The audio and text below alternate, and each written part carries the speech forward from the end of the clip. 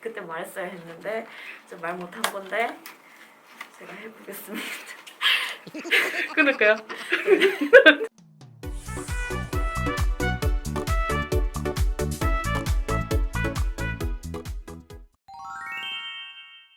안녕하십니까. 저는 부산의 모 병원에서 근무하고 있는 현직 약사 강리원이라고 합니다.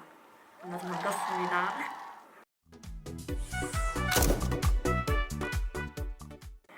가정에서 구비해둬야 할 상비의약품으로는 제가 생각하기에 이제 첫 번째로는 진통제가 있겠고요. 두 번째로는 소화제, 그 다음에 세 번째로는 상처 치유에 도움되는 연고와 수분 드레싱, 밴드 정도가 있겠습니다. 네. 가정에서 구비해둘 수 있는 진통제는 크게 이제 두 가지로 나눌 수 있겠는데요. 저희 많이 알고 계시는 타이레놀, 아세트아미노펜 성분의 타이레놀이라는 약이 있고, 그다음에 비스테로이드성 소염 진통제라는 약이 있습니다. 비스테로이드성 소염 진통제는 성분이 굉장히 많기 때문에 제가 대표로 이제 한 가지만 가지고 와봤고요.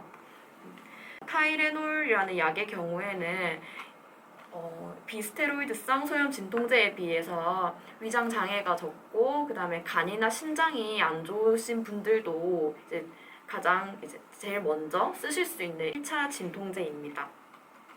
그런데 이 약은 이렇게 생겼고 이제 하루에 최대 4g까지 드실 수 있어요. 4g이라고 하면 이 약의 경우 500mg이기 때문에 하루에 최대 8알까지 드실 수 있고요. 그 다음에 이 약의 경우는 제가 아까도 말씀드렸다시피 이 종류의 약들 성분에는 굉장히 여러 가지가 있는데 이 약을 대표적으로 보시면은 이부프로펜이라고 해서 이 성분은 하루에 최대 1200mg을 먹을 수 있어요. 복용하실 수 있어요. 네, 그래서 그 양을 지켜서 드시고, 그 다음에 무조건 진통제라고 해서 모든 진통제가 다 몸에 진통을 잡아주는 것이 아니기 때문에 가장 중요한 것은 약을 사러 가실 때 약사님에게 어떤 통증이 있는지, 예를 들어서 너무 운동을 많이 해서 근육통이 있다든지, 여성분들은 생리통이 있다든지 이런 구체적인 통증을 말씀을 하셔야 더 적합한 진통제를 구입하실 수 있습니다. 청소년기에는 삼시세끼 이제 좋은 식단으로 밥만 잘 먹어도 물론 충분하겠지만 비타민이라고 해서 이제 우리 몸이 스스로 합성을 할 수 없는 물질이 있어요. 그거는 이제 음식을 통해서 섭취를 해주어야 하는데 약으로도 많은 비타민 제품들이 나와 있기 때문에 그 약으로 비타민을 섭취하면 도움이 될 것 같습니다. 비타민은 우리 몸에서 이제 일을 하는 역할을 하기 때문에 그걸 먹으면 이제 몸의 대사도 활발해지고 흔히 말하는 이제 힘이 난다고 하죠. 네, 그런 효과가 있으니까 드시면 좋을 것 같아요. 유통기한이 없는 게 아니고요. 제가 몇 가지 준비를 해왔는데, 만약에 병원에서 약을 처방받아서 이제 약국에서 조제를 받게 되는 경우에는 이런 비닐에 든 알약을 많이 받으셨을 거예요. 이렇게 비닐에 따로 알약들이 들어있는 형태의 약 같은 경우에는 한두 달 이내에 복용을 하셔야 하고요. 그다음에 어린아이나 아니면 좀 고령의 환자들 경우에는 이런 시럽으로도 받으실 수가 있어요. 이런 시럽의 경우에는 14일에서 28일 내에 드셔야 하고, 또 이 안에 이제 가루로 된 형태의 약을 이제 녹여서 받게 되는 경우도 있는데, 그 경우에는 14일 이내에 드시는 것이 좋습니다. 이제 연고의 경우에는 제가 연고를 준비해 왔는데, 이렇게 보시면 개봉 전에는 여기 유효기간이 적혀 있어요. 그런데 이제 개봉을 하시게 된 경우에는 6개월 이내에 사용을 하시는 것이 가장 약효가 최상으로 유지되는 상태에서 사용하시게 되는 거고, 그다음에 이런 알약 형태가 있습니다. 이런 알약은 보시면 여기 하나씩 까서 드시는 거고요. 그다음에 보통 여기에 유효기간이 적혀 있어요. 이렇게 년, 월, 일 순서대로 적혀 있기 때문에 이걸 보고 참고하시면 됩니다. 네, 이런 잉여약이나 남은 약이 있다면 보건소로 가지고 가시거나 아니면 근처 약국으로 그대로 가지고 가시면 그쪽에서 이제 안전하게 폐기를 해드립니다. 빈속에 약을 먹었을 때 모든 약이 다 안 좋은 게 아니고요. 일부 약들이 있는데, 예를 들어서 비스테로이드성 소염 진통제라고 해서 이제 그 약 같은 경우는 위 점막을 보호해주는 물질의 합성을 이제 저해하는 역할을 합니다. 이제 그래서 그 약을 빈속에 먹을 경우에는 위에 부담이 갈 수 있고요.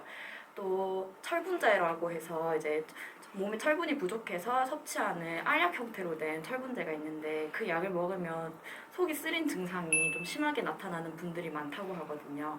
그래서 그런 약들의 경우 일부는 좀 빈속에 먹으면 좋지 않다는 이제 그런 게 있습니다. 그건 굉장히 위험한 행동이 될 것 같습니다. 이제 예를 들면 가슴이 만약에 답답하고 쪼여요.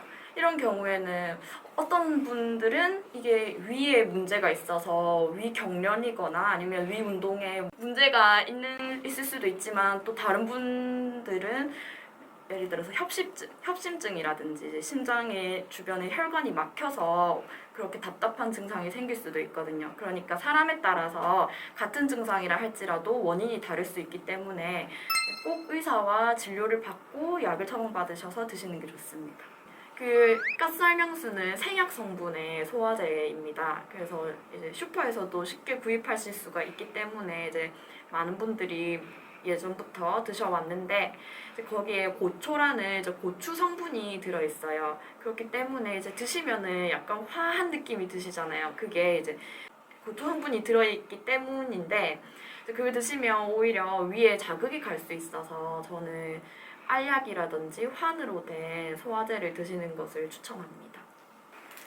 푸시딘과 마데카솔을 제가 준비를 해와봤는데요.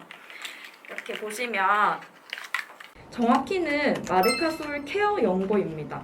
푸시딘이랑 마데카솔은 둘 다 이제 항생제 성분을 가지고 있어요. 그래서 이 상처에 세균이 침입해서 2차 감염이 생기는 것을 예방을 해주고요. 근데 이제 마데카솔 케어 연고의 경우에는 성분 중에 하나가 센텔라라는 식물에서 추출한 상처 재생 성분이 들어있어요. 그렇기 때문에 푸시딘보다 더 좋다라고 할 순 없지만 상처 치유에 회복에 더 도움이 되는 성분도 추가로 들어있습니다. 그리고 이제 편의점에서도 마데카솔 연고를 구입할 수 있는데요. 편의점에서 파는 마데카솔 연고에는 항생제 성분이 들어있지 않고요. 아까 제가 말씀드렸던 센텔라 추출물이라는 상처 회복 성분만 들어있어요. 그렇기 때문에 만약에 세균 감염이 좀 걱정되신다 하시는 분들은 상비약으로 구비를 해두실 때 약국에서 마데카솔 케어 연고를 사두시는 것을 저는 추천합니다. 빨간 약이라고 흔히 우리가 부르는 약은 포비돈 요오드 용액을 말하는 건데요. 그 요오드라는 성분이 살균 작용을 합니다. 그래서 예전부터 많이 써왔기 때문에 이제 빨간 약으로 익숙한데 이게 상처에 직접 닿게 되는 경우에는 상처 회복이 좀 더뎌질 수가 있기 때문에 빨간 약의 사용은 저는 권장하지 않고요. 제가 상처 치유에 도움이 되는 것들을 가지고 왔는데 우리가 이제 상처가 났다 이러면 보통 이제 깨끗한 물로 한번 씻어 주시고요. 생리식염수가 있으시다면 그걸로 한번 이렇게 상처 부위를 잘 씻은 다음에 잘 말려 주세요. 그다음에 이제 수분 드레싱이라고 해서 상처 부위가 건조해지지 않게 제품 강조 상처 부위가 건조해지지 않게 습한 상태를 유지를 해주는 거예요. 그 습한 상태라는 것은 이제 피부에 진물이 난다고 하잖아요. 그 진물이 건조해지지 않게 이렇게 가둬두는 역할을 해주는 건데요. 수분 드레싱은 크게 이제 두 가지가 있어요. 이거 많이 보셨을 텐데 이거 하이드로콜로이드라는 성분의 드레싱이고요. 그다음에 이렇게 스폰지로 된 형태가 있습니다. 이거는 폼이라고 하는데요. 네, 이렇게 돼 있고요.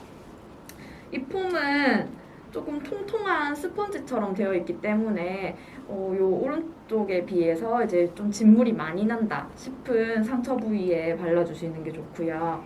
그다음에 이 두 가지는 이제 공통적으로 사용을 하실 때 상처 부위보다 한 3cm 정도 넓게 잘라서 붙이신 다음에 이걸 한번 쓰고 이렇게 바로 다음날 떼시는 게 아니라 한 이틀 정도를 붙여주셔야 합니다. 이 진물에는 백혈구라든지 이제 상처 재생에 도움이 되는 물질들이 있거든요. 물질들을 딱 잡아둬서 이 상처가 이제 아물게 도와주는 역할을 합니다. 이 하이드로콜로이드 밴드의 경우에는 붙이시게 되는 경우 그 진물을 흡수해서 이제 하얗고 통통하게 변하거든요. 그때 이제 효과가 나타나는 거예요. 그래서 떼지 마시고 하얗게 변했다고 해서 떼지 마시고 한 이틀 정도 붙이신 다음에 교체해 주시는 게 좋습니다.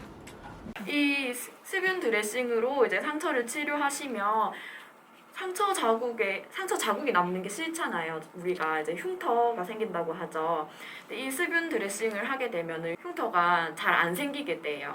그렇기 때문에 그냥 단순하게 밴드를 붙이고 끝내기보다는 이 수분 드레싱을 하시기를 추천합니다.